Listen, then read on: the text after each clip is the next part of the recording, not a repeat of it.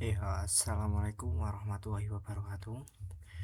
Perkenalkan, nama saya Dwi Rida Pranantaka. Saya dari Prodi Sistem Informasi dari Institut Teknologi dan Bisnis Depan.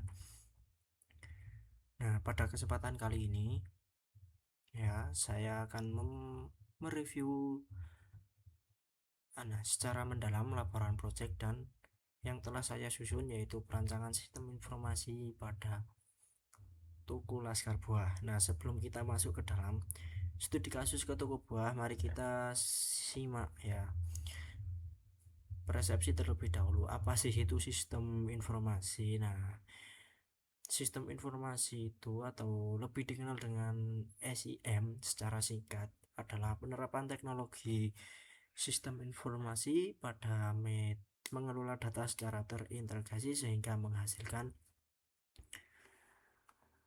informasi yang secara akurat, relevan, dan tepat waktu. Nah, SIM ini atau sistem informasi manajemen itu ibarat otak dari sebuah organisasi yang mengubah tumpukan data mentah menjadi informasi strategis untuk mengambil suatu keputusan. Nah, bagaimana teori yang ditetapkan di dunia nyata mari kita bedah tuntas untuk review laporan perancangan sistem informasi di toko Laskar Buah mulai dari bab 1 sampai selesai. Nah, di bab pertama kita masuk ke bab 1, yaitu pendahuluan. Di subbab 1.1 yaitu latar belakang. Kita tahu bahwa sektor retail saat ini dituntut untuk serba cepat. Toko Laskar Buah ini adalah usaha retail yang menjual sebuah buahan segar secara umum maupun secara eceran maupun grosir. Namun fakta di lapangan menunjukkan bahwa operasional mereka masih sangat konvensional atau manual. Pencatatan penjualan pakai buku seperti buku tulis atau cek stok dengan menghitung fisik satu persatu itu kan capek ya. Nah, dan laporan menghitung manual pakai kalkulator, jadi menghitung satu persatu. Nah, itu juga sangat capek bagi kita untuk manual yang di era modern ini. Nah, maka apa ini jadi masalah? Nah, mengutip dari literatur atau referensi yang sudah ada dari Nugroho tahun 2020. Nah, sistem manual sangat bergantung pada manusia sehingga tingkat errornya atau kesalahan pencatatan cukup tinggi. Selain itu, informasi tidak tersedia secara real time yang membuat aplikasi atau pemilik toko lambat dalam mengambil keputusan. Nah, oleh karena itu, di subbab 1.2 tujuan perancangan sistem ini bertujuan untuk satu, yaitu menganalisis sistem yang sedang berjalan. Yang kedua, yaitu merancang sistem informasi yang terintegrasi. Dan yang ketiga, yaitu meningkatkan efisiensi operasional. Yang terakhir, yaitu mendukung pengambilan keputusan yang lebih tepat. Dan tentu saja 1.3 dimanfaat dari sistem ini yaitu nantinya akan mempermudah pengolahan data, mengurangi kesalahan manusia yang sering kadang mencatat itu error atau bagaimana itu, serta menyediakan informasi yang lebih cepat dan akurat bagi pemilik toko. Nah, setelah tahu latar belakangnya ini kita melangkah ke bab yang kedua, yaitu analisis kebutuhan sistem. Tahap ini sangat krusial karena kita tidak bisa membangun sistem tanpa tahu apa yang sebenarnya dibutuhkan. Nah, pada 2.1 yaitu analisis sistem berjalan dan 2.2 identifikasi masalah, saya menemukan 4 masalah yang fatal di sini. Yaitu yang pertama, kesalahan pencatatan data karena tidak ada validasi dari sebuah sistem. Nah, yang kedua yaitu stok barang tidak akurat karena itu tidak ada update otomatis saat barang itu keluar atau masuk. Jadi stoknya ketika barang keluar itu mana yang habis, mana yang menipis, mana yang masih banyak gitu. Nah, untuk yang ketiga yaitu pembuatan laporan yang sangat lambat. Karena apa? Karena butuh waktu berjam-jam untuk merekapitulasi, karena itu manual dia, jadi tidak bisa cepat seperti sistem. Nah, yang terakhir yaitu data tidak terintegrasi, yaitu data penjualan dan data stok terpisah di tempat yang berbeda karena masih menggunakan pencatatan yang manual. Nah, untuk menyelesaikan masalah tersebut di 2.3 ya, yaitu fungsional, kebutuhan fungsional, sistem ini memiliki atau wajib memiliki yaitu fitur manajemen data barang, yaitu harus bisa CRUD barang dan kategorinya yang lain-lain. Yang kedua yaitu transaksi penjualan, yaitu input transaksi dan perhitungan otomatis terus cetak struk. Terus yang ketiga yaitu manajemen stok, yang mana harus update otomatis dan notifikasi stok minimum. Yang terakhir yaitu laporan itu yaitu laporan penjualan, laporan stok, laporan keuangan. Nah, tidak hanya fitur di dua titik tidak hanya fitur di situ. Nah, di 2.4 yaitu kebutuhan non fungsional, sistem harus memiliki keamanan login, terus usability atau memudahkan digunakan kasir dan lain-lain, terus performa yang sangat cepat dan reliability stabil, tidak gampang crash atau error atau bug yang lain-lain. Dan yang terakhir di bab ini adalah 2.5 yaitu stakeholder, siapa saja yang memakai, lalu itu ada pemilik toko ya sebagai pengambil keputusan, lalu dua yang dua itu kasir ya itu mengambil input transaksi, terus yang ketiga admin yang mengelola master data, dan yang keempat yaitu supplier sebagai penyedia barang yang datanya harus terkelola. Nah, sekarang kita masuk ke jantung laporan ini yaitu bab 3 menjadi rancangan teknis menggunakan beberapa model. Yang pertama yaitu flowchart. Nah, flowchart di sini itu memberikan gambaran global alur kerja dimulai dari user, kasir atau adminnya, terus melakukan login, sistem memvalidasi, lalu user masuk ke menu utama ketika sudah divalidasi, kalau tidak ya kembali ke login lagi. Terus memproses transaksi atau input data hingga sistem menghasilkan output berupa struk atau laporan. Ini membuktikan bahwa alur digital kita jauh lebih sistematis dibanding yang manual. Terus yang kedua 3.2 yaitu activity diagram. Kalau flowchart itu global, activity diagram lebih detail diagramnya karena ini memperlihatkan interaksi langkah demi langkah. Misalnya di situ yaitu kasir membuat menu transaksi ya, terus pilih menu transaksi, sistem menampilkan from, terus kasir input barang, dan sistem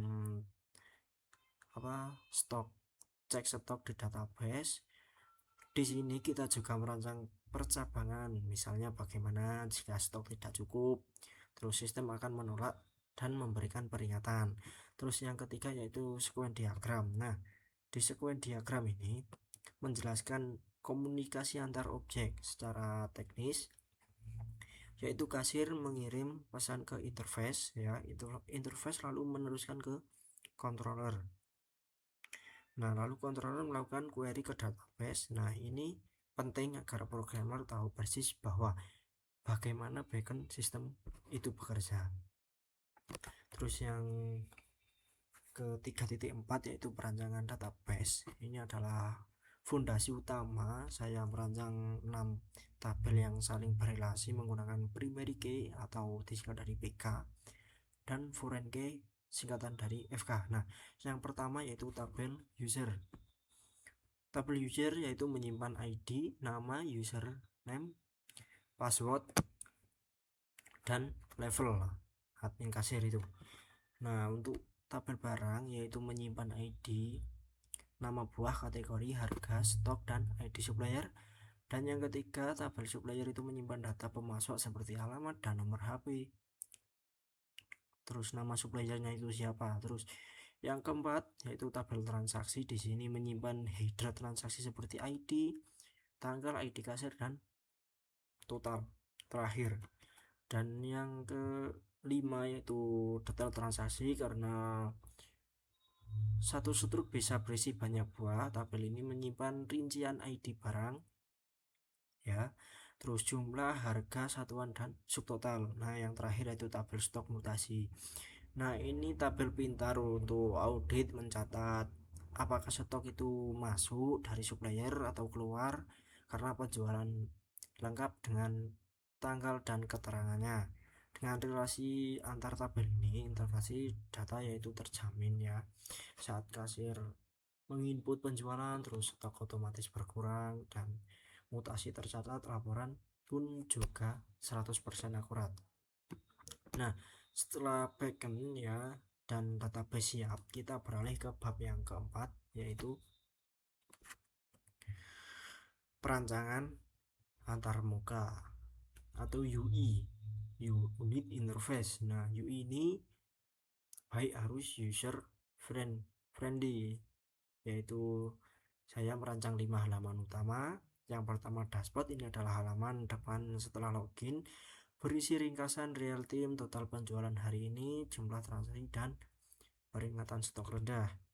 Ada juga grafik tren penjualan agar pemilik toko bisa langsung yaitu melihat ya performa bisnis dalam sekilas pandang atau sekali melihat. Terus yang kedua yaitu input data barang. Nah, dirancang untuk khusus untuk kasir agar kerja cepat. Tinggal pilih barang lalu memasukkan jumlah, total, harga langsung muncul otomatis, dan ada tombol cetak stroke. Minim error dan maksimal kecepatan harus ya. Dan yang keempat yaitu laporan.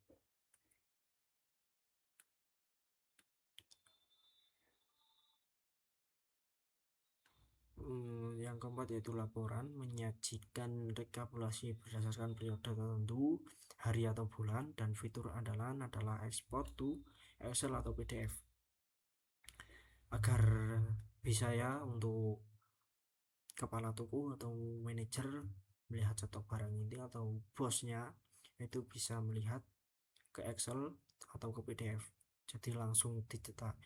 Itu sangat membantu untuk laporan keuangan atau pajak. Nah, untuk yang terakhir yaitu manajemen stok, menampilkan suatu stok secara visual, mana buah stok itu yang aman, terus mana yang sudah menipis dan harus segera restock ke supplier. Nah, secara keseluruhan UI ini mengedepankan yaitu prinsip usability modern dan profesional. Terus lantas apa dampaknya ya, dampak nyata jika sistem ini diimplementasikan, kita bahas di bab 5 yaitu analisis manfaat sistem. Nah, di 5.1 yaitu manfaat bagi operasional, kasir tidak perlu pusing menghitung manual. Setelah menghitung dan salah mencatat ya, bisa dieliminasi dan data tersimpan rapi di database, dan pengelola stok jadi jauh lebih mudah karena sistem yang memantau. Nah, di 5.2 yaitu bagi manajemen, manfaat bagi manajemen, pemilik toko tidak perlu menunggu akhir bulan untuk tahu bahwa penjualan itu untung atau rugi. Di laporan sudah otomatis, pemilik bisa menganalisis buah mana yang paling laris atau buah apa yang kurang diminati, terus sehingga bisa membuat strategi promo atau mengatur pembelian ke supplier yang lebih cerdas. Nah, di 5.3 yang terakhir ya, itu pekerja yang dulunya memakan waktu berjam-jam untuk mencatat satu persatu itu kini selesai dalam hitungan cepat atau hitungan menit sudah bisa selesai. Data yang dihasilkan juga begitu akurat ya di 5.3 ini, sehingga tidak ada lagi kebingungan di antar divisi. Nah, kita sebagai penutup ya, kan kita sudah buat sebagai penutup dari analisis laporan ini, kita masuk ke bab yang ke-6, yaitu kesimpulan dan saran. Nah, untuk kesimpulannya, sistem ini atau sistem informasi manajemen toko Laskar Buah ini terbukti secara rancangan maupun menggantikan sistem manual yang rentan error menjadi sistem terkomputerisasi yang efektif.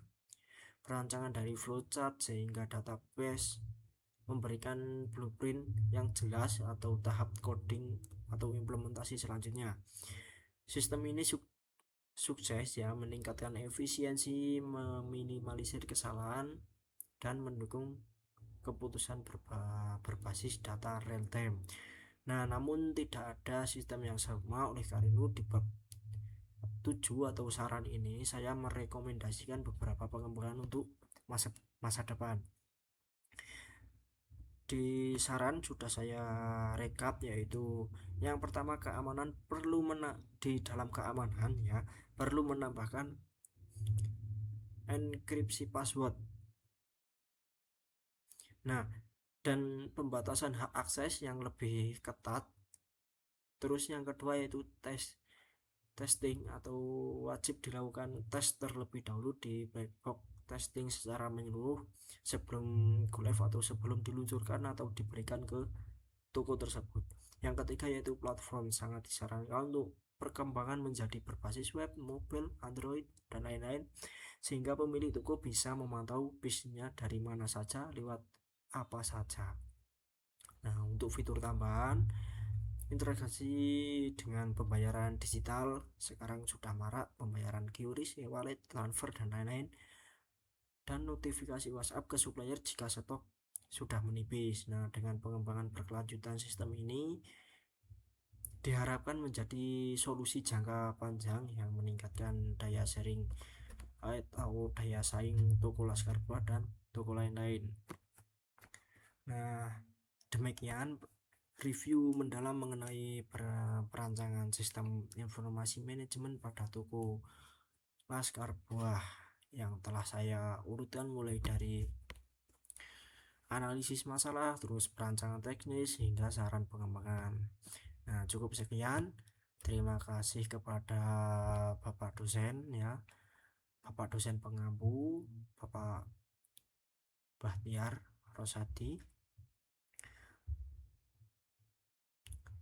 yang telah mendukung laporan ini. Semoga video ini dan laporan ini dapat memberikan wawasan dan manfaat bagi kita semua, khususnya di prodi atau bidang sistem informasi.